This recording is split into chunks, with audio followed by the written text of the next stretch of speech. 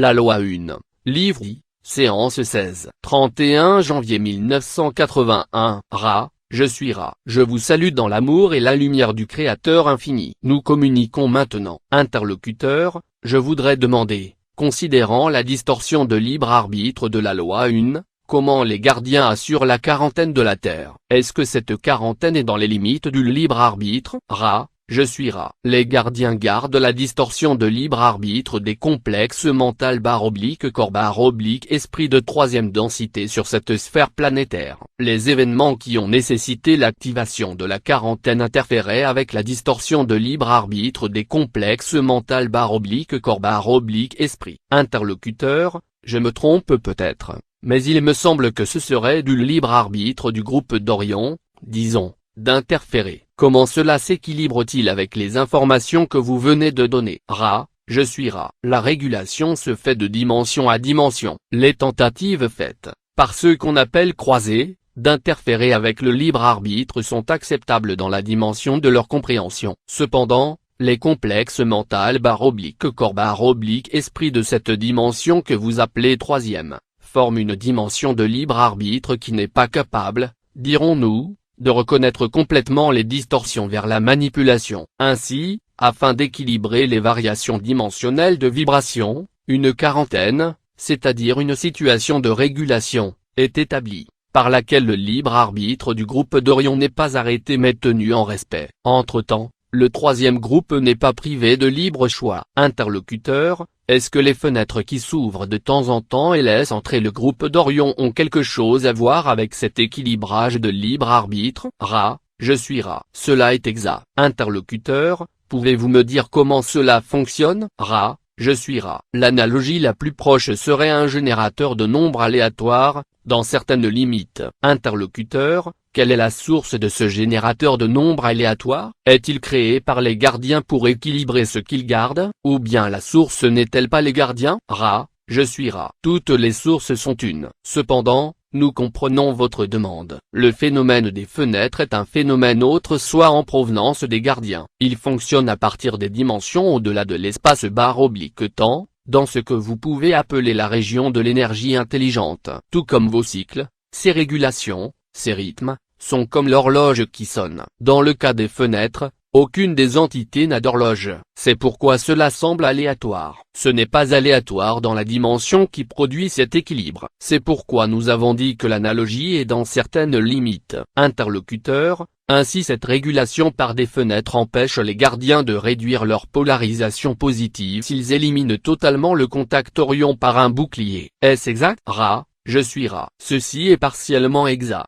En fait, la régulation permet une quantité égale d'influx positifs et négatifs, ceci équilibré par les distorsions mentales corps esprit du complexe social. Ainsi, dans votre sphère planétaire particulière, moins d'informations ou stimuli négatifs, comme vous diriez, sont nécessaires que des positifs, vu l'orientation plutôt négative de votre distorsion de complexe social. Interlocuteur, de cette façon, le total libre arbitre est contrebalancé de façon à ce que les individus puissent avoir une opportunité égale de choisir entre service d'autrui et service de soi. Est-ce exact? Ra, je suis Ra. C'est exact. Interlocuteur, ceci est une profonde révélation, je crois, concernant la loi du libre arbitre. Merci. Voici une question mineure de plus pour illustrer ce principe.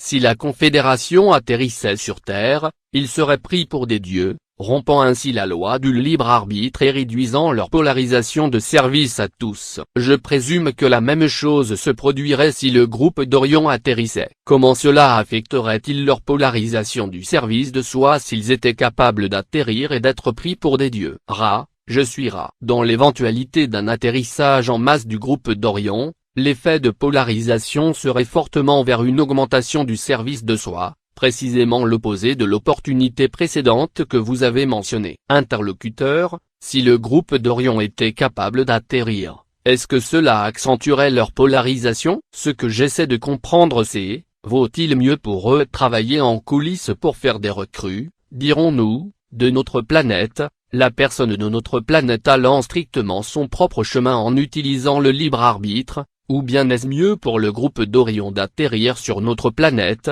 y faire montre de pouvoir remarquable, et rallier des gens comme cela. Ra, je suis Ra. Ce premier exemple est, à long terme dirons-nous, plus salutaire pour le groupe d'Orion en ce sens qu'il n'enfreint pas la loi en atterrissant et ainsi effectue son travail par l'intermédiaire de ceux de cette planète. Dans la deuxième circonstance, un atterrissage en masse créerait une perte de polarisation en enfreignant le libre arbitre de la planète. Cependant, ce serait prendre des risques. Si la planète était ensuite conquise et devenait une partie de l'Empire, le libre arbitre serait alors rétabli. Ceci est limité en action à cause du désir du groupe d'Orion de progresser vers le Créateur unique. Ce désir de progresser empêche le groupe de rompre la loi de confusion. Interlocuteur, vous avez mentionné le mot empire en relation avec le groupe d'Orion. J'ai pensé pendant un certain temps que le film Star Wars était en quelque sorte une allégorie de ce qui est en train de se passer véritablement. Est-ce correct? Ra, je suis Ra. C'est correct de la même façon qu'une simple histoire pour enfants est une allégorie pour la distorsion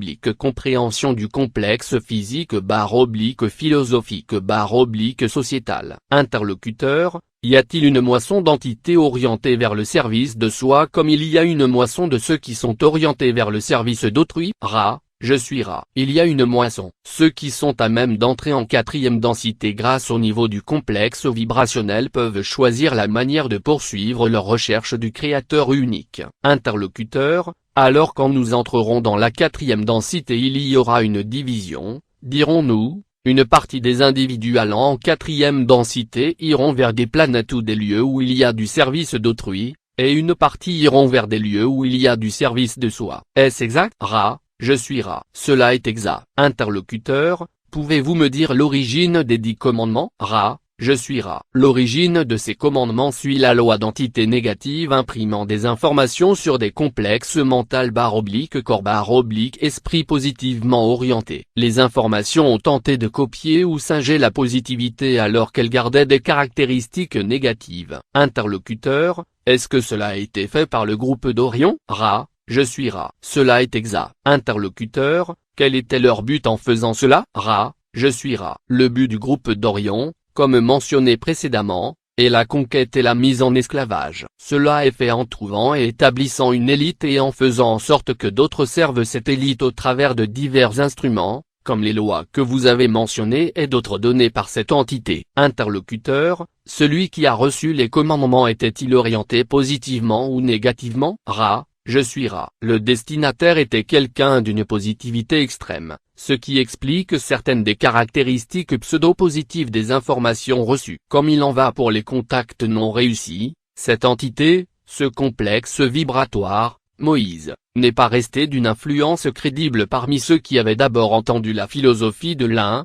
et cette entité a été retirée de ce niveau vibratoire de troisième densité dans un état amoindri ou attristé, ayant perdu ce que vous pourriez appeler l'honneur et la foi avec lesquels il avait commencé la conceptualisation de la loi et la libération de ceux qui étaient de ces tribus, comme ils étaient appelés en ce temps / espace. Interlocuteur, si cette entité était orientée positivement, comment le groupe d'Orion a-t-il pu la contacter? Ra, je suis Ra. Cela a été, dirons-nous, un intense champ de bataille entre forces positivement orientées en provenance de la Confédération, et sources négativement orientées. Celui nommé Moïse était ouvert à l'impression et a reçu la loi dans sa forme la plus simple. Cependant, les informations sont devenues d'orientation négative à cause de la pression de son peuple pour faire des choses physiques spécifiques dans les plans de troisième densité. Cela a laissé l'entité ouverte au type d'information et de philosophie de nature service de soi. Interlocuteur,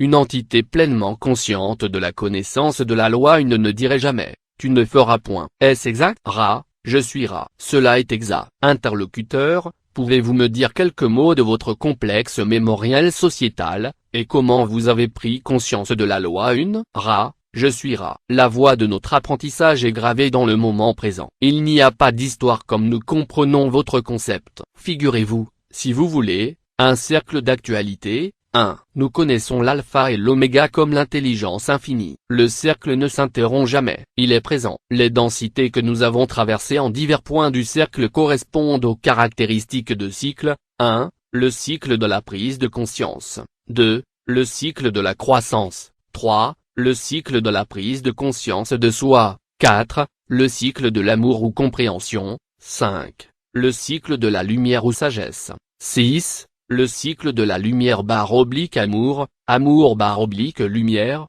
ou unité. 7. Le cycle du passage. 8. L'octave qui plonge dans un mystère que nous ne pénétrons pas. Interlocuteur, merci beaucoup. Dans des informations d'avant que nous n'entrions en contact avec vous, il a été dit par la Confédération qu'il n'y a en réalité ni passé ni avenir. Que tout est présent. Est-ce que cela est une bonne analogie?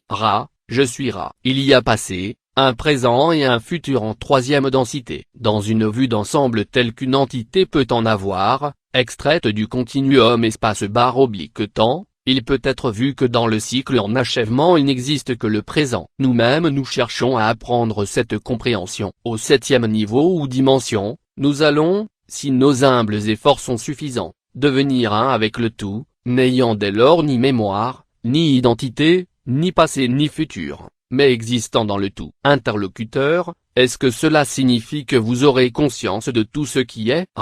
Je suis Ra. Ceci est partiellement exact. C'est notre compréhension qu'il ne s'agirait pas de notre propre prise de conscience mais simplement la prise de conscience du Créateur. Dans le Créateur est tout ce qui est. Dès lors, cette connaissance serait disponible. Interlocuteur, je me demandais combien de planètes habitées il y a dans notre galaxie et si elles atteignent toutes une densité supérieure par la loi 1. Il ne semble pas qu'il y ait aucun autre moyen d'atteindre une densité supérieure. Est-ce le cas?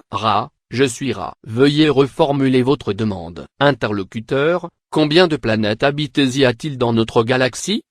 Je suis Ra. Nous présumons que vous parlez de toutes les dimensions de conscience ou densité de prise de conscience dans cette question. Approximativement un cinquième de toutes les entités planétaires contiennent de la conscience d'une ou plusieurs densités. Certaines planètes ne sont hospitalières que pour certaines densités. Votre planète, par exemple est, en ce moment, hospitalière pour les densités 1, 2, 3 et 4. Interlocuteur, grosso modo, quel est le total des planètes de cette galaxie d'étoiles dans laquelle nous sommes, qui sont conscientes, sans tenir compte de la densité? Je suis Ra. Approximativement 67 millions. Interlocuteur, pouvez-vous me dire quel est le pourcentage de celles qui sont de 3e, 4e, 5e, 6e, et etc. Densité? Je suis Ra. Un pourcentage de 17 pour la première densité, un pourcentage de 20 pour la deuxième densité, un pourcentage de 27 pour la troisième densité, un pourcentage de 16 pour la quatrième densité, un pourcentage de 6 pour la cinquième densité. Les autres informations doivent être tues. Interlocuteur, dans ces 5 premières densités, est-ce que toutes les planètes ont progressé depuis la troisième densité par la connaissance et l'application de la loi 1?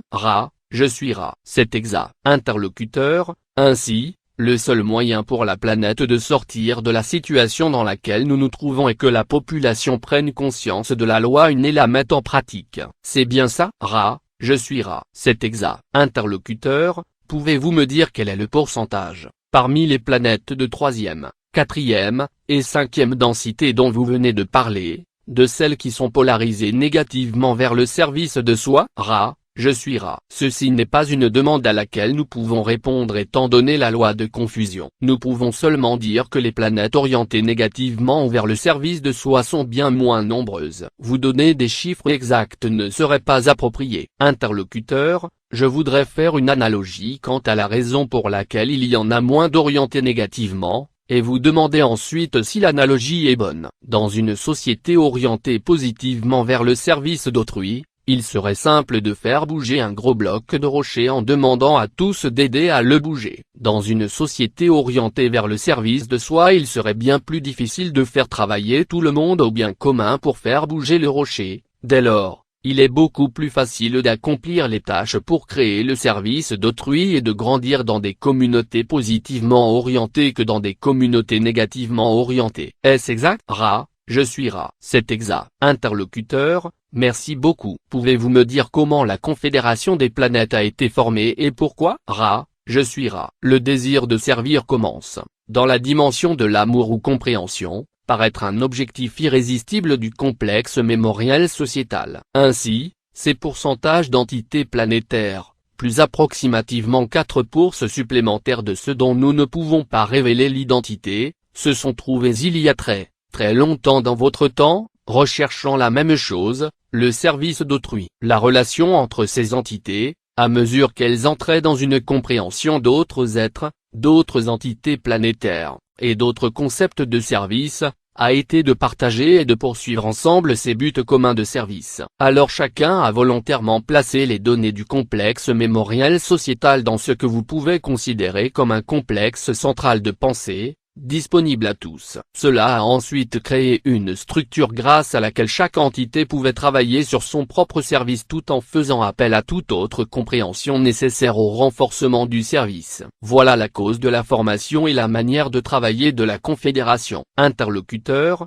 pour un nombre aussi élevé de planètes dans cette galaxie, vous dites qu'il y a approximativement 500 planètes dans la Confédération. Il semble qu'il y ait un nombre relativement restreint de planètes de la Confédération. Y a-t-il une raison à cela? Ra, je suis Ra. Il y a de nombreuses confédérations. Cette confédération-ci collabore avec les sphères planétaires de cette de vos galaxies, si vous voulez, et est responsable des appels en provenance des densités de ces galaxies. Interlocuteur, voudriez-vous définir le mot galaxie tel que vous venez de l'utiliser? Ra, je suis Ra. Nous utilisons ce terme dans le sens où vous utiliseriez des systèmes d'étoiles. Interlocuteur, je suis un peu dans le flou quant au nombre total de planètes que sert la Confédération dont vous faites partie. Ra, je suis Ra. Je vois la confusion. Nous avons des difficultés avec votre langue. Le terme galaxie doit être divisé. Nous appelons galaxie le complexe vibrationnel qui est local. Ainsi, votre Soleil est ce que nous appellerions le centre d'une galaxie. Nous voyons que vous avez une autre signification pour ce terme. Interlocuteur,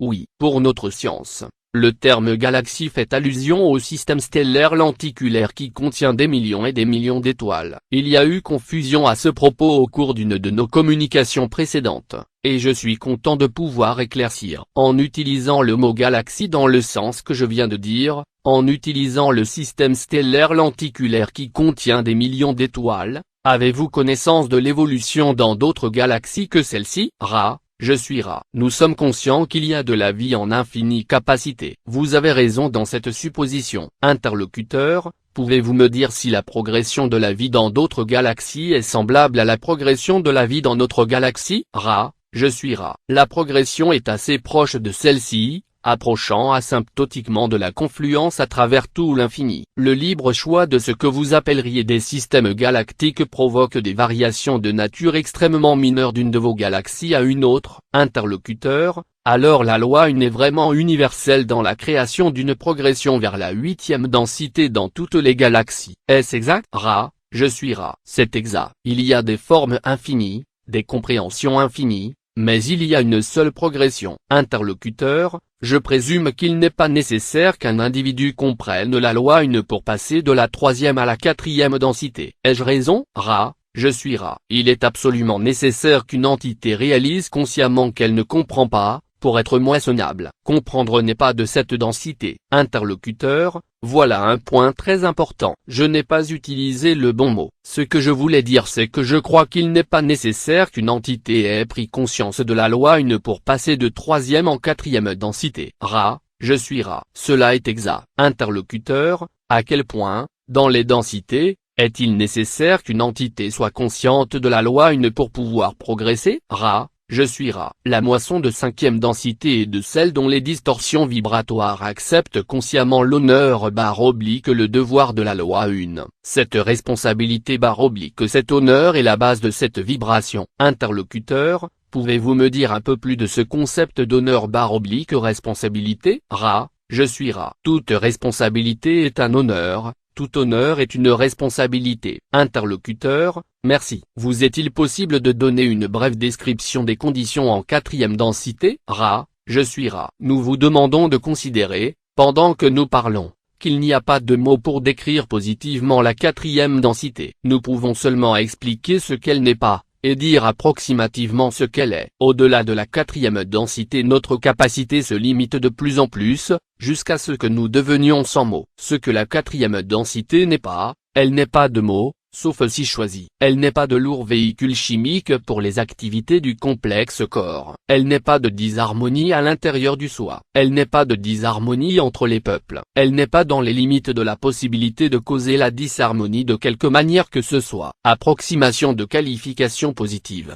C'est un plan du type véhicule bipède, qui est beaucoup plus dense et bien plus plein de vie. C'est un plan dans lequel on est conscient des pensées des autres soi. C'est un plan dans lequel on est conscient des vibrations des autres soi, c'est un plan de compassion et de compréhension des soucis de troisième densité, c'est un plan qui tend à la sagesse ou lumière, c'est un plan dans lequel les différences individuelles sont prononcées bien qu'automatiquement harmonisées par consensus de groupe. Interlocuteur, pourriez-vous définir le mot densité dans le sens où nous l'avons utilisé? Ra. Je suis Ra. Le terme de densité est ce que vous appelleriez un terme mathématique. L'analogie la plus proche est celle de la musique où, après cette note sur votre échelle de type occidental, si vous voulez, la huitième note entame une nouvelle octave. Dans votre grande octave d'existence que nous partageons avec vous, il y a 7 octaves ou densités. Dans chaque densité il y a 7 sous-densités. Dans chaque sous-densité il y a 7 sous-sous-densités. Dans chaque sous-sous-densité,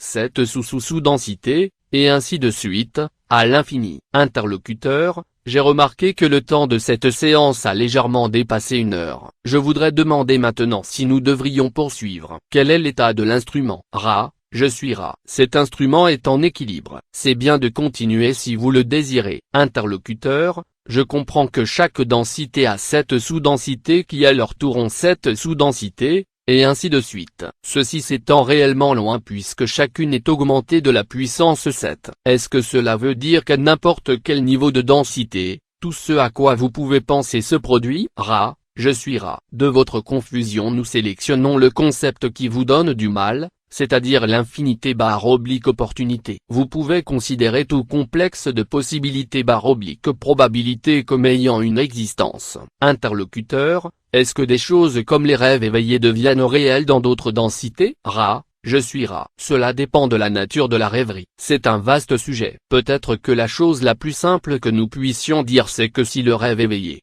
comme vous l'appelez, en est un qui attire vers le soi, alors il devient réalité pour le soi. S'il s'agit d'une rêverie générale contemplative, elle peut entrer dans l'infinité des complexes de possibilités / probabilité et survenir ailleurs, n'ayant aucun attachement particulier au champ d'énergie du créateur. Interlocuteur, pour rendre ces choses un peu plus claires, si je rêve tout éveillé de la construction d'un navire, est-ce que cela se produira dans l'une de ces autres densités? Ra. Je suis Ra. Cela se produirait / ce serait produit / ou sera produit. Interlocuteur, alors si une entité est fortement adonnée à une rêverie de combat d'une entité, est-ce que cela se produirait? Ra. Je suis Ra. Dans ce cas le fantasme de l'entité concerne le soi et un autre soi, cela liant la forme pensée au complexe possibilité / probabilité d'amener cette occurrence en troisième densité. Interlocuteur, est-ce que le groupe d'Orion utilise ce principe pour créer des conditions favorables à la poursuite de ses objectifs? Ra. Je suis Ra. Nous allons répondre plus spécifiquement que la question. Le groupe d'Orion utilise les rêveries de nature hostile ou autrement négative,